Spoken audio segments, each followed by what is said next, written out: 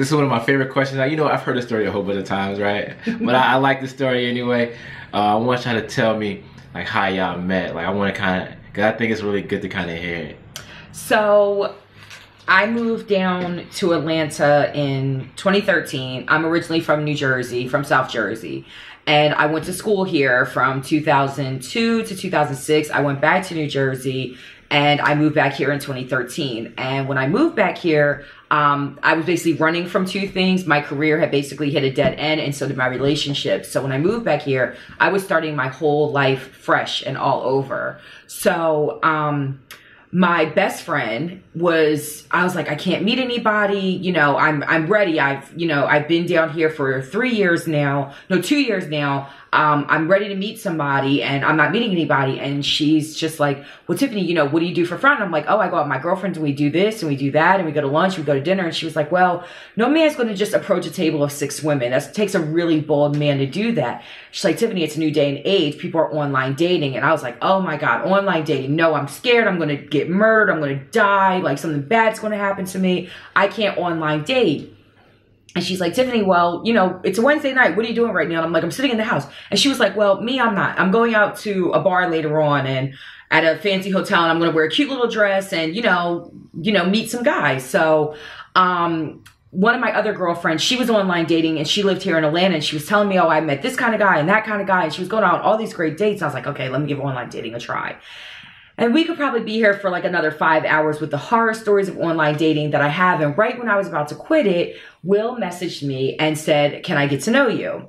And I, at the end of my rope was like, can you, like with this whole attitude instead of giving the poor guy a chance. So we just started messaging back and forth and, we talked about our families and our structures and like, you know, moms and dads and siblings and what do we do for work and what our past relationships look like. And I basically made him talk to me on the app for 3 days before I gave him my phone number. And then he invited me out to dinner. We started talking on a Sunday. He invited me out to dinner on a Wednesday. I finally gave him my phone number. Our first date was at Gladys and Ron's Chicken and Waffles on Peachtree Street in Georgia. And it's not even open anymore. It's not even open in Atlanta anymore. So we can't go back there on our anniversary or dating anniversary. So dinner was fantastic. We were there for 3 hours. The waitress actually said to us, you know, what is this? Like, what are we doing tonight? What are we out for? And we were like, oh, this is the first date. And she was like, oh, I'm going to make this the best first date ever. You guys are going to have a great night. And she gave us great service. And it was a beautiful night. We had such a good time. And we talked and talked and talked. We talked for like 3 hours. I was like, look, I have to go to work tomorrow. It's a Wednesday. And so did he. So well, I'll let you speak to your part. But I left and I drove home and I called my sister and I called my best friend. And I said to them, I think I just met my husband. My sister was like, B, please call me tomorrow, because she was tired of me always calling her with an online dating story. Whereas my best friend really entertained me and was like, oh my God, what do you mean? Tell me about him.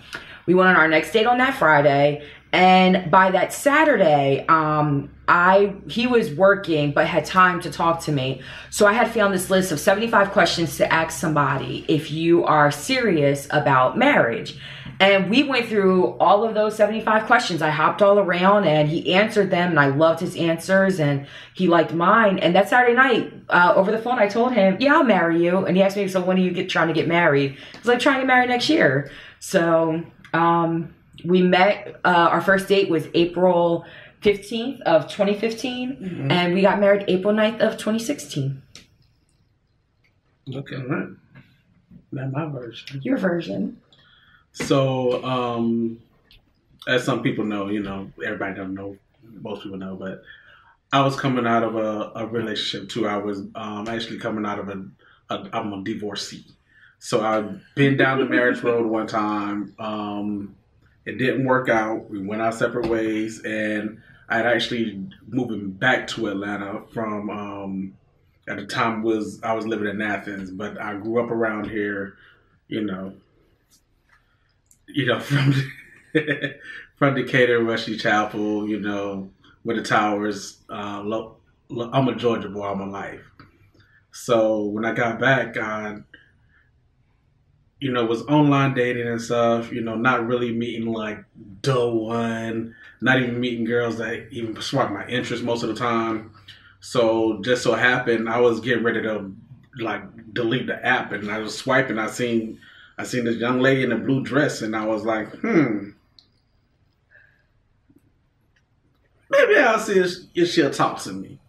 And I could tell like she had an office background, and I was like, I don't know if she's a CEO or something, but I'm still gonna try. Oh my gosh. So I was like, can I get to know you? And she was like, I don't know, can you? So I was like, yes, you can. Yes, I can. So I started sending messages. And she kept, answering back. So like, eventually I was like, can I get your number? And she's like, yeah, ask another question. And then like, I made sure to keep up the, hey, so where can I get your number? So when I did finally get her number, I was like, hey, where can I take you out at? Took some, Jimmy John about, where we was going to finally meet at, because we thought places were open later than what they were. So our first dinner plans actually fell through because the place wasn't even open that night. Yes. It is a breakfast place. So we ended up going to Gladys and Ron's, and like she said, we sat there for hours and hours talking. Like, we sat there for so long. Like, I work in the restaurant industry, so I'm like, hey, we're killing this lady's money. So I actually took out more money to add to the tip, because I was like, yo, we got to pay rent here. We've been here so long. So, we talked. She talked about her family. I talked to my family, and I could tell, like, literally by the way she listened and the way she didn't listen to answer. She listened to learn. And I was like, wow, this girl is amazing. But again, at this point, she's like, yeah, I'm a financial analyst at Comcast, and she had on like a little blazer. So at this point, I'm still thinking she's like some high up CEO, and I'm like, can I even handle this girl? Like, Jesus Christ, like, am I out of my league? Like, I think I'm out of my league. I was almost in a panic mode. But the date was going fabulous, and I'm like, okay, let's see where this goes. And when we left, walked into a car. And, while I walked to my car, I'm like, wow, this literally was the best date of my life. Like everything you could want from a date, it happened on that date. Everything you can want from, someone you're looking for, that person had it. And did we order the same thing? We ordered the exact same thing.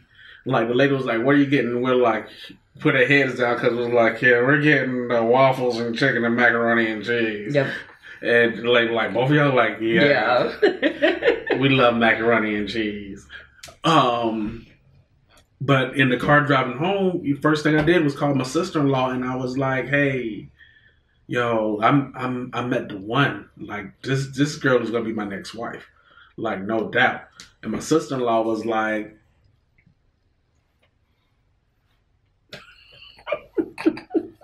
so she said, she was basically like, well, sometimes, it does happen, but just, you remember, you're still fresh out. Because at the time I was divorced, I was technically finished up my first year as being a divorcee. But I knew when I got home, like, I couldn't think about anybody else. I just wanted to meet her again. So, after the first day, I was like, hold up. If I like her that much, somebody else might like her that much. I forgot about this part. So let's call her and see what she's doing on Friday. Because on this week, I just so happened to have 3 days off. So I was like, what are you doing Friday? She's like, oh, I'm having catfish with my aunt. I was like, tell your aunt, I'll buy her some catfish too. We can all have dinner together. Let's go do this. And she's like, let me check and I'll give you a call back. Luckily, aunt decided not to come to catfish night, but come to find out, she really didn't have catfish plans with the auntie. I did have another date lined up, but that was but I still was telling the truth, because if that date fell through, I was going to go and have catfish with my aunt that night. So I feel just a little. So after that night, I left again. I'm like, yo, this girl is it. And I was like, hey, what you doing Sunday? And she's like, "You want to go out again?" I was like, "Yeah, let's do this." So we ended up. Her aunt actually came this time. We had lunch at this place called Three Blind Mice. Three Blind Mice. All yeah, right. Look at you. See? Wow. And just so happened, me and her aunt got there first. So I was able to talk to her aunt and, get to know her a little bit more. So by the time Tiffany did get there, her aunt is a lawyer. So, the whole time I was expecting like the third degree.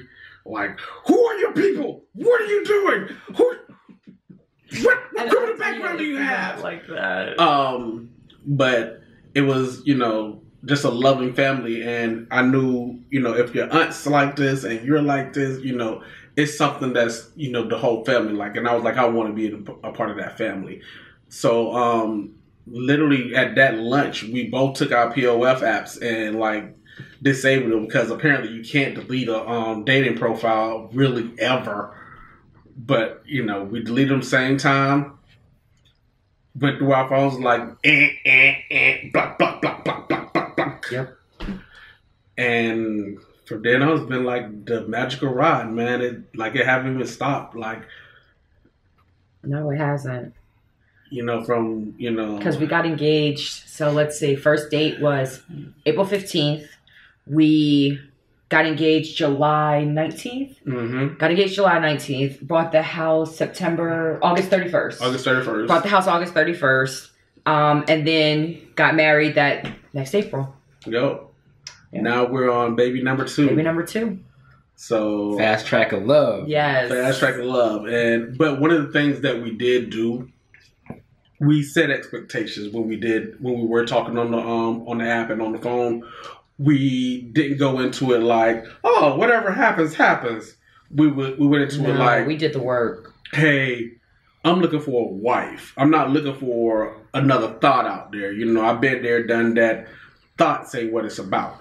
I'm looking for somebody that can hold me down and I can hold her down for the rest of our lives, and just let you know, I already been through this before, so I'm not looking to do the BS again. I'm looking for like real.